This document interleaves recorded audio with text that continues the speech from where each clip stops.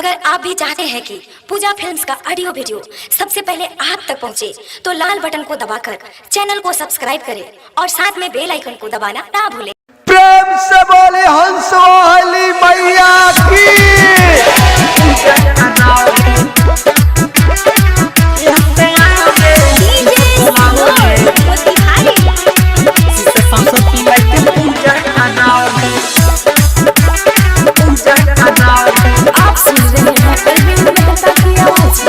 सजल पंडाल बटे जरता बत्ती पूजे लियाओ तनी जाके अगरबत्ती। सजल पंडाल बटे जरता बत्ती पूजे लियाओ तनी जाके अगरबत्ती। अपना घरे से जाके पैसा लियाओ रे, ऐसे आओ रे, इसे बुलाओ रे, शिशु सरस्वती माई के पूजा कराओ रे। ऐसे आओ रे, इसे बुलाओ रे, शिशु सरस्वती माई के पूजा कराओ रे, पूजा कराओ रे। बोली बोली बिना पुस्तक धारने की।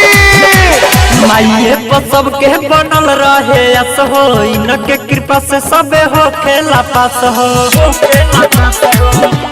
हाँ हाँ माइये पर सबके बनल रहे अस हो, इनके कृपा से हो के सब पास हो। साल भर पायावेली माई बड़ी भीड़ हो खेला, हंस के सवारी पर माई के रूपवा शोभेला।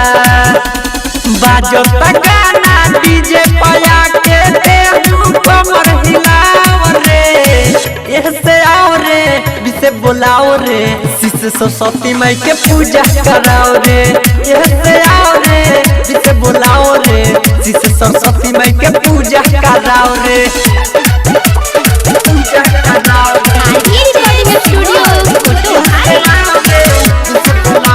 बोली बोली सरस्वती मैया की। माई के महिमा तो बाटे महान हो, इनके कृपा से चले दुनिया जहान हो।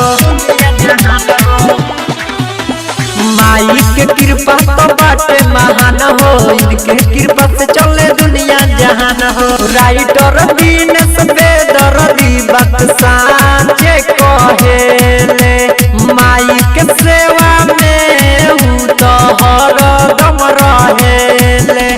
और बिंद में तक यहाँ बोला के गाना गवाओ रे, ऐसे आओ रे, इसे बुलाओ रे, शिशु सरस्वती माई के पूजा कराओ रे।